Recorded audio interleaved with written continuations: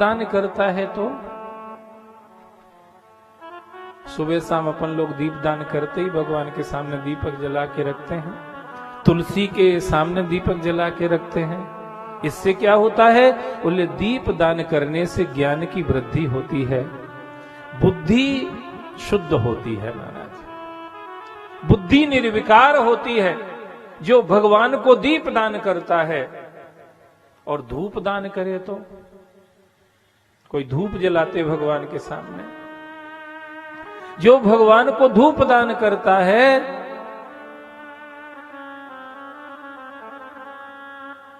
उसका यश बढ़ता है। भगवान को धूप दान करने से यश बढ़ता है।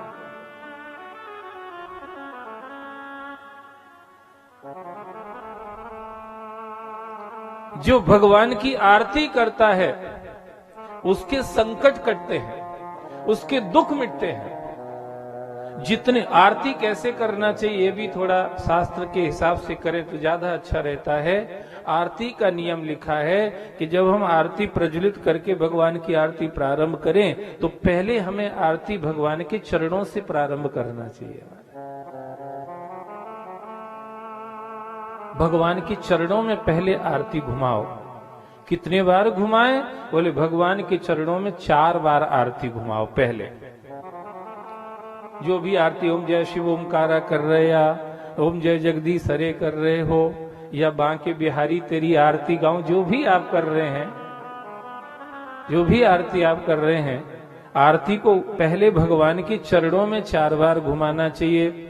उसके बाद 2 बार आरती को भगवान के वक्ष स्थल हृदय के सामने घुमाना चाहिए और उसके बाद 1 बार आरती को भगवान के मुखार बिंद पर घुमाना चाहिए। इस तरह से 7 बार आरती को घुमा करके फिर भगवान के पूरा जो विग्रह है उसकी भी 7 बार आरती घुमाना चाहिए और इसी क्रम से आरती करना चाहिए। अब जितनी भी लंबी आरती 3 अंतरा 5 अंतरा 7 अंतरा, कोई कोई आरती बड़ी रहती, कोई कोई छोटी रहती है, उतनी देर तक करते रहो महाराज।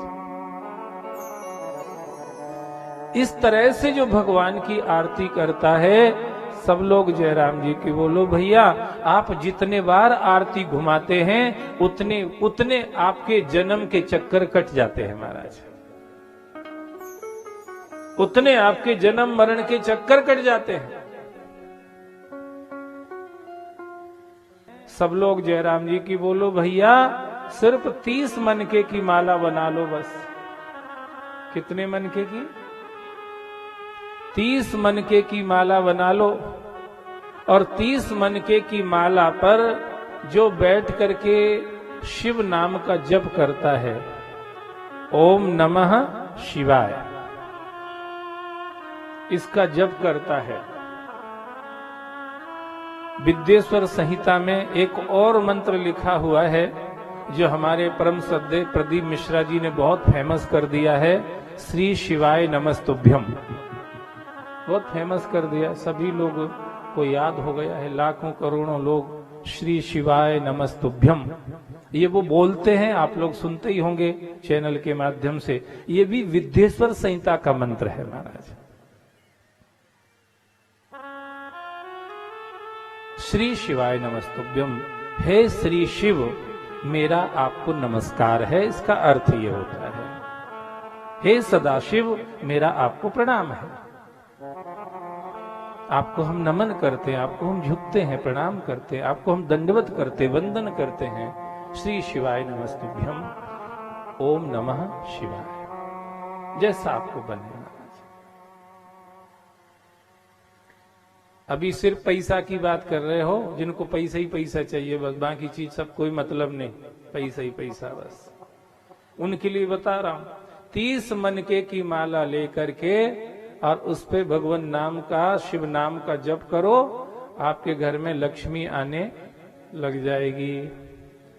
सब सोच रहे होंगे बाकी बातें तो याद नहीं रहती, ये तो पहले बार में कंठस्थ हो गई महाराज। बाकी और बातें तो याद नहीं रहती, ये कंठस्थ हो जाती है। और कोई कहे कि थोड़ा इसमें कुछ और जोड़ दो जिससे जल्दी जल्दी आए महाराज पैसा, कुछ ऐड कर दो, हम वो भी कर लेंगे, कुछ ऐड कर दो, जल्दी जल्दी पैसा आए, ऐसा कुछ जोड़ दो महाराज। तो फिर एक चीज और जोड़े लेना, 30 मनके की माला ले करके और पश्चिम की ओर मुंह करके बैठ जाना, जल्दी जल्दी पैसा आएगा। ठीक है, किधर मुंह करना? पश्चिम दिशा में।